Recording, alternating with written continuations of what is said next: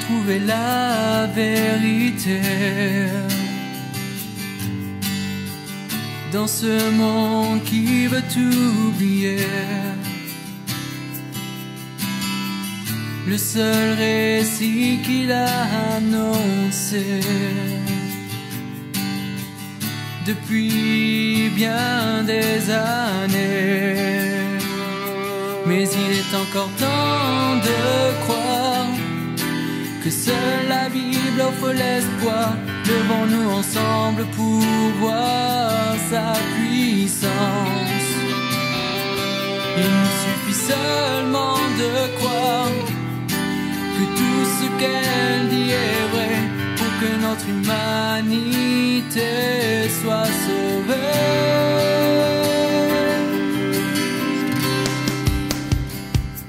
Car elle seule est la vérité, elle seule peut nous éclairer, car seul celui qui l'a inspiré peut vraiment nous libérer. Alléluia. Amen. Gloire à Dieu. Nous pouvons prendre place. Je vous ai pris, je ne sais pas combien de minutes de votre temps. Alors, je vais demander votre indulgence pour le restant du temps. Je vais essayer, par la grâce de Dieu, d'être court sans pourtant enlever ce qu'il y a de plus important dans la parole. Je prie que l'Esprit me conduise et que je puisse transmettre ce que Dieu a mis dans mon cœur. Je l'ai reçu dans la nuit de vendredi. J'étais dans un moment de prière et là, le Seigneur m'a donné une référence biblique. Je suis allé voir et je me suis permis de vous le partager ce matin parce que je pense que quelqu'un a quelque chose à tirer aussi de cette parole. La référence est Luc au chapitre 15, le verset 31.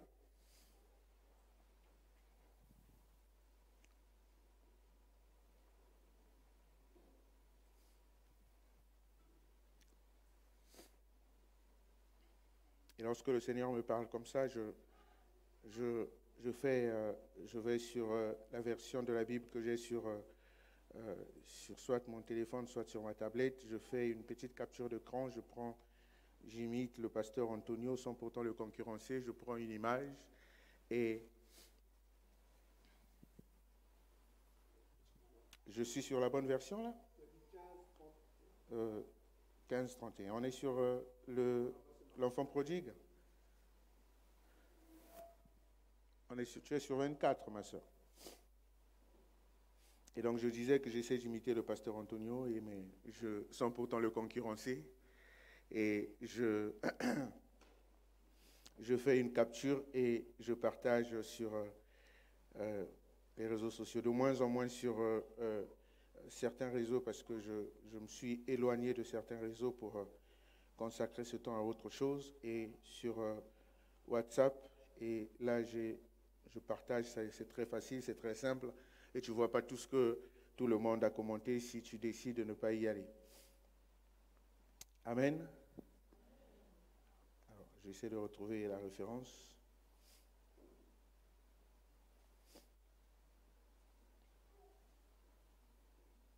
Est-ce que je suis sur la bonne référence? On est sur l'histoire de l'enfant prodigue.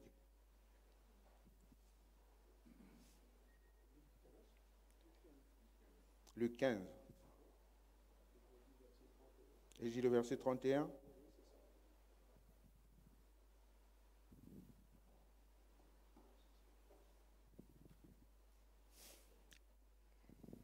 Mon enfant, lui dit le Père, tu es toujours avec moi et tout ce que j'ai est à toi.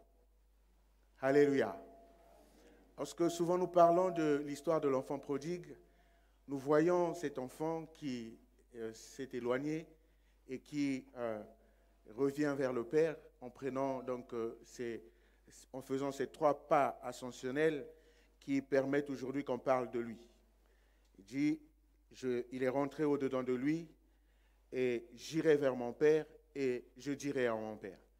Lorsqu'on parle de l'enfant prodigue, lorsqu'on parle de cette histoire, on voit plus cet enfant. Mais j'aimerais aujourd'hui que l'on porte les yeux sur cet autre enfant qui est resté dans la maison. Alléluia.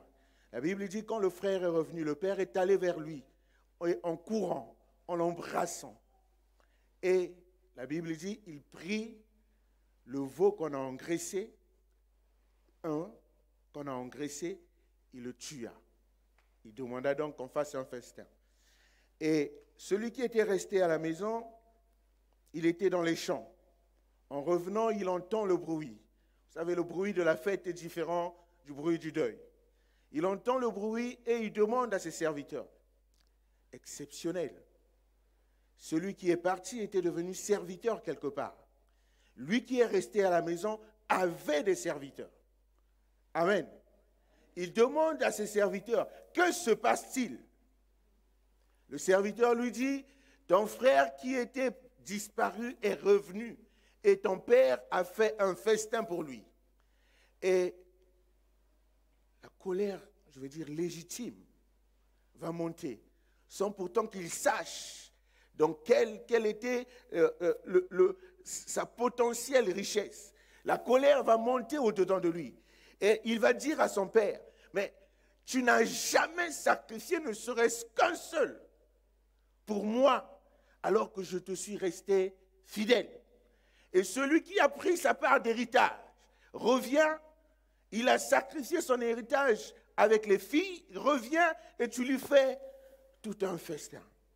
Et le père lui dit, donc dans le verset 31, ce que j'aimerais que tu gardes dans ta tête, ce que Dieu te dit ce matin. Mon enfant, lui dit-il, tu es toujours avec moi. La première des choses, tu es toujours avec Dieu le Père. La première des choses que tu dois savoir lorsque tu es dans la crainte de Dieu, tu es toujours avec Dieu le Père. La deuxième chose, et tout ce qui est à Dieu est à toi. Alléluia. Et donc cet enfant qui est resté à la maison pouvait se permettre de faire un festin. De faire un festin avec 3, 5, 10 veaux gras. Parce que tout ce qui est au Père est à lui. Mais il n'avait pas la connaissance de cela. Au point où la colère, la mauvaise jalousie est montée dans son cœur. Mais Dieu le Père lui rappelle, le Père lui rappelle que tout ce qui est à moi est à toi. Parce que tu es un enfant fidèle. La fidélité paye. La crainte de Dieu paye. Alléluia. Ce n'est pas parce qu'on a organisé un festin pour lui que Dieu n'a pas d'amour pour toi. J'ai une voix un peu sèche aujourd'hui parce que on a été un peu touché par la maladie, mais gloire soit rendue à Dieu, on se rétablit tout doucement. Donc ne prêtez pas attention à cette voix. Mais tout ce qui est à Dieu est à toi. Ne jalouse pas parce qu'on manifeste un peu d'amour pour quelqu'un d'autre. Toi, tu as 5 fois, 6 fois, 10 fois plus. Alléluia. Mais là où j'aimerais nous emmener ce matin, c'est la question de la filiation. La question de la paternité, je vais dire aussi de la maternité et de l'enfant. Le lien qu'il y a entre le père et le fils. Le lien qu'il y a entre la mère et le fils, la fille, la mère. Alléluia. Pardon. Bien-aimés, on trouve toujours quelque chose du Père dans le Fils. Je le répète. On trouve toujours quelque chose du Père dans le Fils ou dans la fille. Si ton enfant est là, regarde. Amen. Peut-être que dans le physique, tu ne vois pas. Amen. Mais dans le spirituel, dans le comportemental, je ne veux pas rentrer dans la partie héréditaire, scientifique. Le pasteur Jacques en a déjà parlé une fois ici. Mais dans le comportemental, dans la façon, quelqu'un un jour est venu me voir et me dit, cette fille est vraiment ta fille. Alléluia. Je dis, pourquoi tu me dis ça? Il n'y a pas de doute dans tous les cas. Je dis, non, mais même dans sa façon de marcher, on voit que c'est ta fille. Je dis, ah bon, vous avez la même démarche. Alléluia. Ça, c'est dans le physique. Mais je retrouve aussi au-dedans de mes enfants, je retrouve un caractère qui était à moi quand j'étais tout petit. Amen. Je ne vais pas le... Ah, ils ne sont pas là. Il y a deux qui sont là. Je ne vais pas dire. Quand j'étais tout jeune, je pleurais bêtement. Amen. Et je le retrouve dans un de mes fils. Un petit truc de rien du tout, il se lamente. Je dis, ça, c'est moi. Amen. Abraham a fait quelque chose. Isaac a fait la même chose. Abraham, dans Genèse au chapitre 20, Abraham a dit à Sarah, tu es trop belle, dis que tu es ma sœur. 6 chapitres plus tard, Isaac va faire la même chose. Dis que tu es ma sœur et non ma femme, au risque qu'on me tue. La filiation. Tu ne peux pas te revendiquer fils de quelqu'un et qu'on ne trouve pas le caractère du Père en toi. Ce n'est pas possible.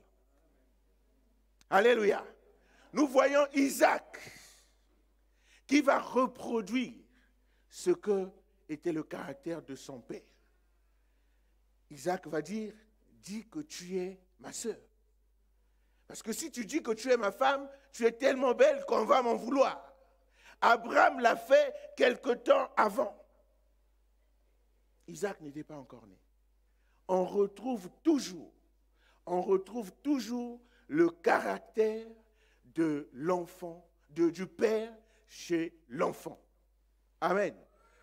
Quelques années, le pasteur Antonio aimait dire, dis-moi qui tu fréquentes, je te dirai qui tu es. Alors, je vais te dire, toi, enfant, marche et on va voir qui est ton père. Amen. Amen. Mais bien aimé, mais quelque chose aussi qu'on doit remarquer lorsque nous allons lire aussi bien Genèse au chapitre 26 que Genèse au chapitre 20, que lorsque deux époux s'entendent, c'est pourquoi le diable, le sachant, combat le mariage. Amen. Lorsque deux époux s'entendent, même dans la fausseté, ils vont être unanimes. C'est pourquoi le diable fait tout pour que dans le mariage, on ne s'entende pas.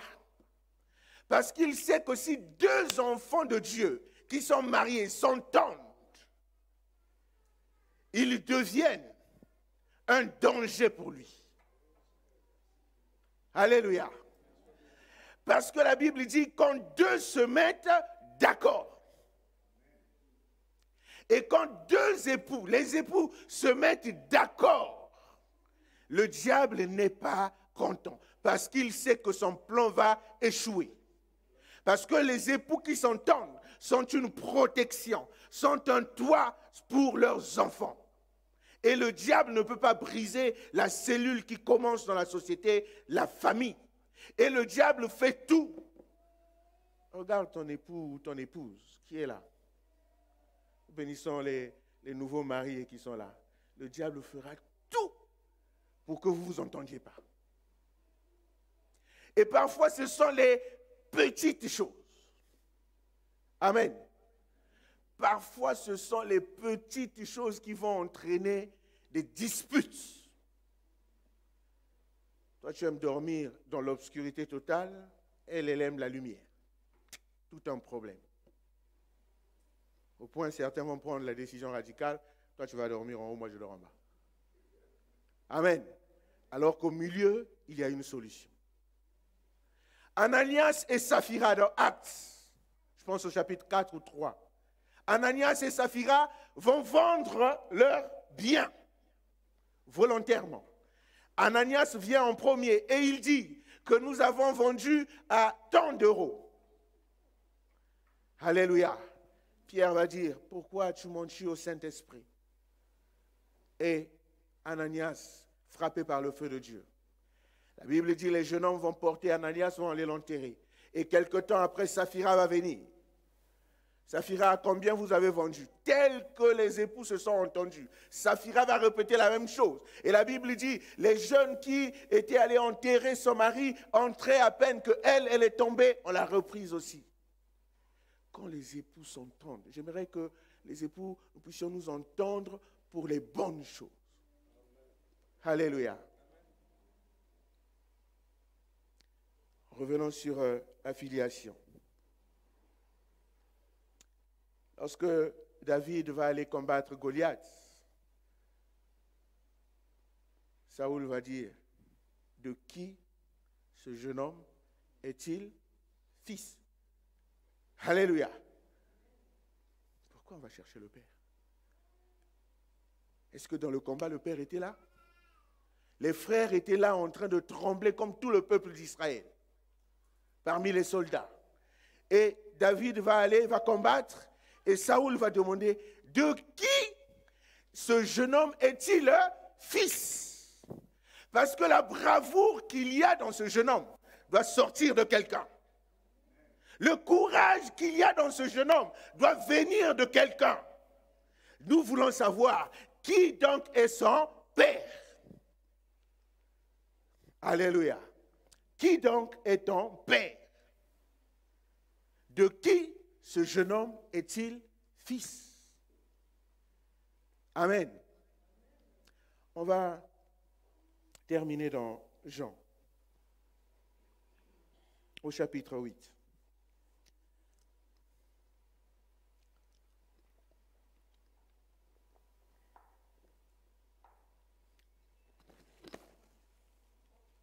Qu'il soit dit en passant, qu'on ne reconnaît pas, puisqu'on va parler d'enfants de Dieu maintenant, on a parlé de la filiation des hommes, on va parler maintenant de la filiation avec Dieu. On ne reconnaît pas un enfant de Dieu par le don spirituel. Je répète, aujourd'hui les gens, les prédicateurs disent, je vais vous choquer. Non, je n'ai pas besoin de vous choquer. Je vais juste vous dire qu'on ne reconnaît pas un enfant de Dieu par le don spirituel. Amen. Parce que le don, c'est Dieu qui le donne. Il peut le donner à qui il veut, quand il veut, comme il veut. Ce ne sont pas nos critères à nous. Un don, ce n'est pas quelque chose de mérité. Amen. Parce que je le mérite que Dieu me le donne. Non. Sinon, ce n'est pas un don. Un don, c'est Dieu qui décide librement de le faire à un homme. Amen. Mais ça ne veut pas dire que forcément cette personne qui reçoit le don est enfant de Dieu. Les miracles qui ont été accomplis devant Moïse, devant le trône de Pharaon, n'étaient pas accomplis par les enfants de Dieu. Amen. Amen. On reconnaît un enfant de Dieu par le fruit. La Bible dit, vous les reconnaîtrez par leurs fruits. Amen. C'est le fruit qui détermine l'arbre.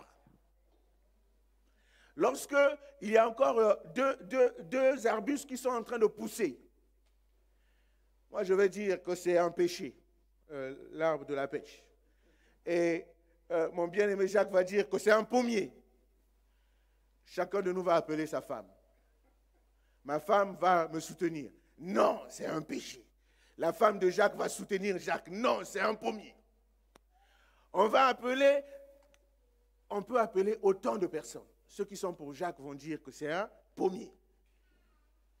La Bible dit, quand le semeur était en train de semer, il est allé dormir et la nuit, le méchant est venu, il a semé l'ivraie. Et la Bible dit que le vrai et l'ivraie ont commencé à pousser. Et c'est lorsque le fruit est sorti que le peuple s'est rendu compte que c'était le vrai, donc le blé et l'ivraie. Quand il n'y a pas de fruit, il y a encore la confusion. Alléluia. Quand il n'y a pas de fruit, il y a encore la confusion. Alléluia. Et lorsque ils sont allés dire au maître, le maître a dit, ne les arrachez pas, de peur que vous arrachiez aussi le blé. Laissez-les croître. Le jour de la moisson. Parfois on se demande, mais comment cette personne qui vit dans le péché, Dieu le garde? Ça c'est Dieu. Si ça ne dépendait que de nous, toi, dehors. Alléluia. On te connaît dans cette église, tu es un malfaiteur. On sait que c'est pas parce que tu n'es pas en prison que non, on sait ce que tu fais de mauvais. On sait que dès que tu es là, l'église s'éclate. On sait que dès que tu es dans un petit groupe, le groupe ne peut pas marcher. On sait que dès que tu es là, les maris ont peur pour leurs femmes parce que tu es un dragueur à tout va. On le sait. Mais dans l'église, Dieu, amour, dit, laissez croître le blé est livré. Le jour de la moisson, c'est à ce moment-là qu'on va retirer.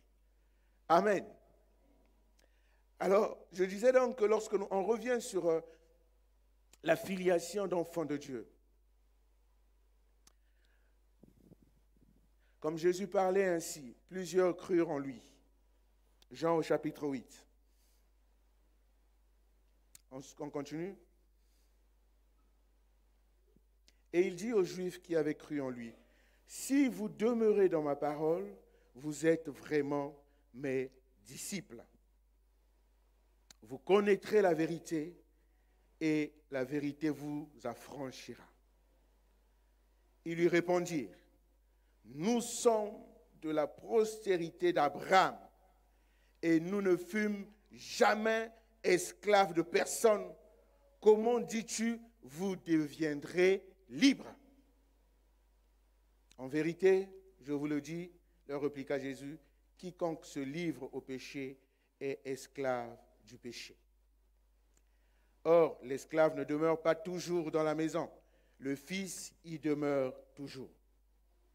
Si donc le Fils vous affranchit, il répète, vous serez réellement libre. Je sais, c'est là où ça devient important. Je sais, vous êtes de la postérité d'Abraham. Amen. Je sais que tu te dis enfant de Dieu. Tu te dis fils de Dieu. Je sais que vous êtes de la postérité d'Abraham. Mais vous cherchez à me faire mourir parce que ma parole ne pénètre pas en vous.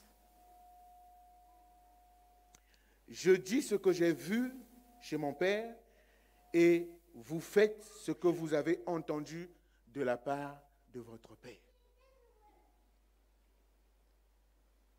Ils lui répondirent, notre Père, c'est Abraham. Ils revendiquent leur filiation spirituelle avec Abraham. Amen. Comme certains d'entre nous, nous revendiquons que nous sommes enfants de Dieu. Jésus leur dit, si vous étiez enfants d'Abraham, vous feriez les œuvres de... Je n'ai pas compris. Certains n'ont pas suivi. Si vous étiez enfants d'Abraham, vous feriez les œuvres de... Alléluia. Si vous êtes enfants d'Abraham, vous devez manifester les fruits des enfants d'Abraham. Alléluia. Ils se revendiquent enfants d'Abraham. Ils ont commencé par dire, nous ne fûmes jamais esclaves. Ils ont oublié qu'ils sont passés dans le désert. Ils sont partis en Égypte pendant 400 ans. Et ils disent que nous ne fûmes jamais esclaves de personne. Si vous étiez enfant d'Abraham, vous devriez manifester les œuvres d'Abraham. Amen. Les œuvres d'Abraham devraient reconnaître la parole, parce que Abraham est de Dieu. Et la foi d'Abraham, père de la foi devait reconnaître la parole. La Bible dit, au son de la trompette, les morts vont ressusciter, parce qu'ils ont la foi. L'esprit est sur les eaux.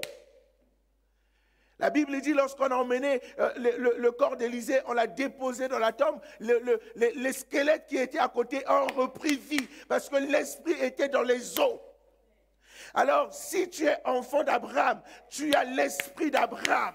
Et la parole qui est en Abraham, la parole qui a causé la foi en Abraham, doit reconnaître la parole de Christ. Alléluia. Ils se disent enfants d'Abraham, mais ils n'ont aucune œuvre d'Abraham. On continue, bien-aimés? Maintenant, vous cherchez à me faire mourir, moi qui vous ai dit la vérité que j'ai entendue de Dieu. Cela, Abraham ne l'a point fait. Amen. Abraham ne l'a pas fait.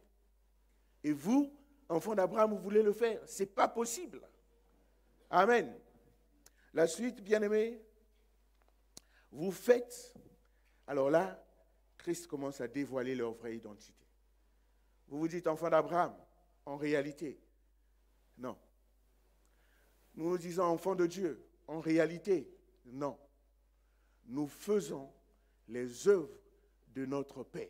Les œuvres déterminent la filiation. Les œuvres déterminent qui tu es dans le spirituel. Les œuvres déterminent si tu es enfant de Dieu ou non. Vous faites les œuvres de votre Père. Ils lui dirent, ils vont réaffirmer leur identité. Ils lui dirent, nous ne sommes pas enfants illégitimes. Nous avons un seul Père, c'est Dieu. Amen. Je prie que l'Esprit nous ouvre les yeux. Qu'on ne soit pas bornés comme ils étaient bornés. Je prie que l'Esprit ouvre tes yeux à toi, sur tes œuvres à toi-même. Que l'Esprit ne t'ouvre pas les yeux pour les œuvres, pour mes œuvres. Non, non, non, non. Que l'Esprit t'ouvre les yeux pour tes œuvres, afin que tu vois tes œuvres et que tu compares tes œuvres avec le Père. De quel Père il s'agit? Est-ce que c'est Dieu? Est-ce que c'est le diable? La Bible dit, nous ne sommes pas illégitimes, nous avons un seul Père, Dieu. Et par la suite, Jésus leur dit, si Dieu était votre Père, vous m'aimeriez. Si tu es enfant de Dieu, tu dois aimer. Amen. Premier critère, tu dois... Non, quelqu'un n'a pas compris. Si tu es enfant de Dieu, tu dois... Il n'y a pas d'autre choix. Amen. Si tu n'as pas l'amour, bien-aimé, ne regarde pas d'autre chose. Ne regarde pas ton parler en langue. Laisse tomber, arrête. Reprends. La base d'enfant de Dieu, c'est l'amour. Alléluia. Si tu n'as pas, même la Bible dit, alléluia, j'aime cette parole. Et j'aime encore cette parole parce qu'elle a été chantée par un frère qui dit, en disant, et il dit, tu es comme le son du tambour qui résonne, ngebe, ngebe, ngaba, ngaba, ça fait du bruit. Mais il n'y a rien. La Bible dit, tu peux transporter les montagnes. Ça veut dire que celui qui transporte les montagnes peut aussi ne pas être enfant de Dieu. Tu n'as pas l'amour, tu n'es pas enfant de Dieu. Même si tu transportes, c'est la Bible qui le dit, même si tu transportes les montagnes, même si tu ressuscites les morts, même si tu imposes les mains sur les malades sont guéris. Si tu n'as pas la base qui est l'amour, tu n'es pas enfants de Dieu. Amen. Pourquoi ne comprenez-vous pas ce langage? Parce que vous ne pouvez écouter ma parole. Et on va sauter, on va aller à la fin, il va vous dire, vous avez pour père. Alléluia. Je n'aimerais pas citer ce nom-là. Pour ne pas effrayer certaines personnes, je laisse que chacun lise. Vous avez pour père le... Alléluia. Si tu n'as pas l'amour, tu as pour père le... Et ce qui est difficile ici, c'est que la Bible dit, il ment depuis le commencement. Il est meurtrier depuis le commencement. Et beaucoup d'entre nous, nous avons pris le mensonge, les petits mensonges qu'on s'est fabriqués. J'aimerais que tu saches que le père des menteurs, c'est le diable. Amen. Des petits mensonges qu'on se fabrique parce qu'on sait que la vérité va nous coûter quelque chose. Amen. Alléluia. Chacun de nous est en train de regarder dans sa vie. Le pasteur François est en train de sourire. Chacun de nous est en train de regarder dans sa vie et est en train de se remémorer du dernier mensonge. Alléluia. Parfois, tu n'es pas allé au boulot en disant que je suis malade. En réalité, tu n'es pas malade. Tu es allé voir le médecin pour qu'on te fasse un arrêt maladie parce qu'en réalité, tu n'étais pas malade. Un mensonge. Amen. Alléluia. Et chacun de nous est en train de se remémorer de petits mensonges.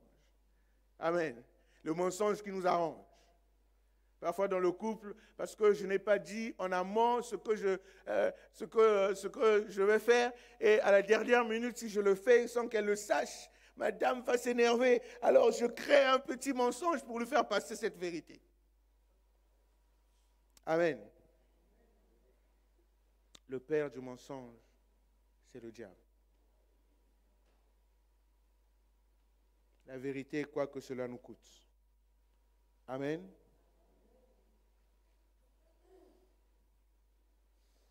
De qui es-tu fils? Nous allons nous lever, nous allons prier. De qui es-tu fils? J'aimerais que tu regardes juste tes œuvres à toi. Quelles sont mes œuvres? Vous savez,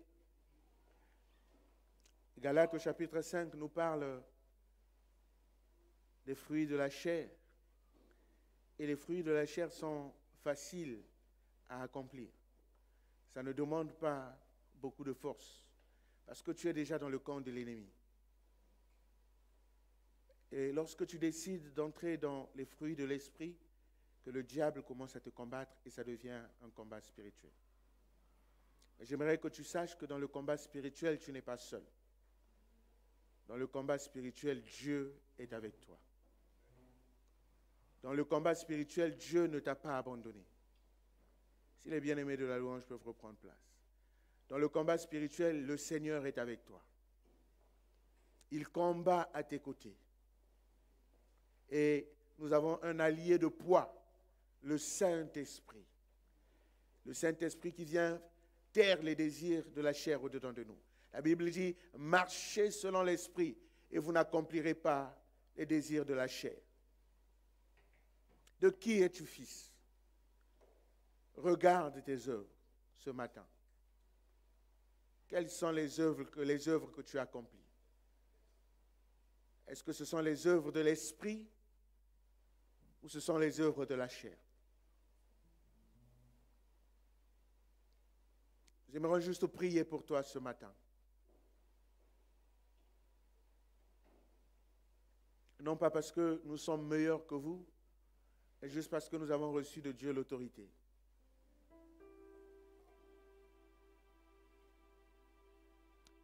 Nous voulons prier pour, si tu vois que tes œuvres ne font pas de Dieu ton Père, lève juste la main là où tu te trouves. Il n'y a pas question d'avoir honte, bien-aimé, parce qu'il est question de mon salut. Nous ne savons pas ce qui va nous arriver au sortir d'ici. Pour l'histoire de mon salut, je ne rigole pas avec mon salut. Nous voulons juste prier pour toi. Lève bien ta main, bien-aimé. Nous voulons juste prier pour toi. J'aimerais que les pasteurs qui sont là, que nous puissions nous retourner, que nous puissions les voir et que nous puissions prier pour nos bien-aimés.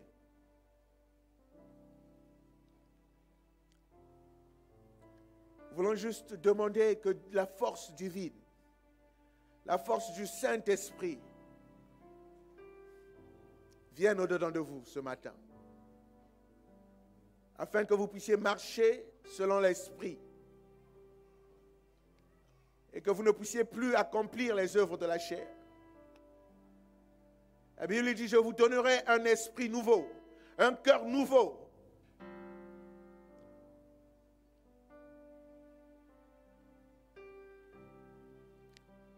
Alléluia. Nous prions pour nos bien-aimés.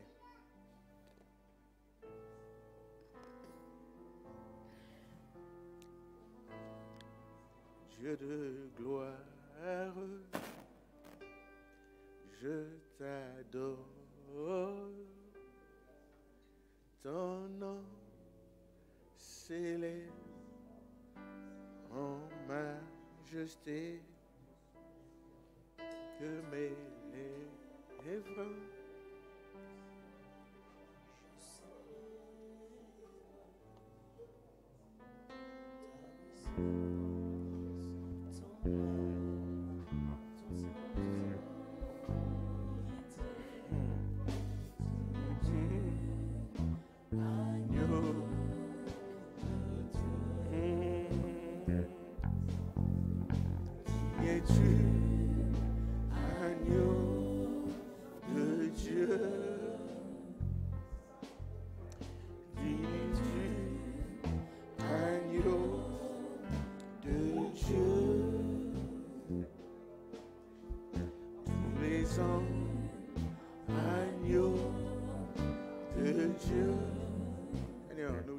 ce matin,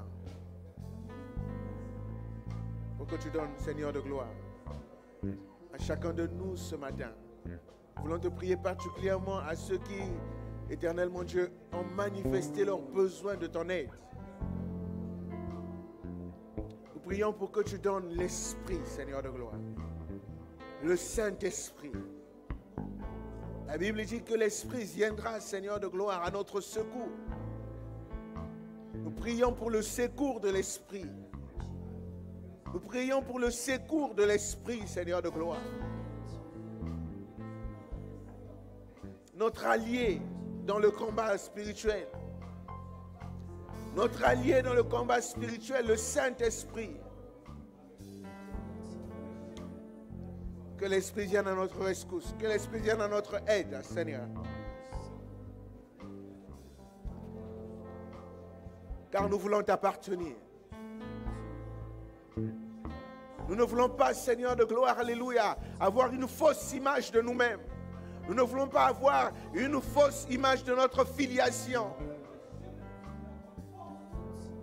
Nous ne voulons pas avoir une fausse image, Seigneur de gloire, de qui nous sommes, Seigneur de gloire. Si nous sommes en Christ, alléluia, alors nous devons produire les fruits de ceux qui sont en Christ.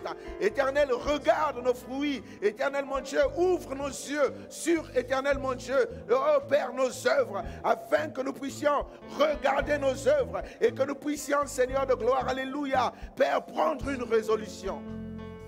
Que l'esprit de puissance, que l'esprit de éternel, mon Dieu, alléluia, qui éternel, mon Dieu, nous permet de vaincre le péché. Seigneur, sois notre partage ce matin.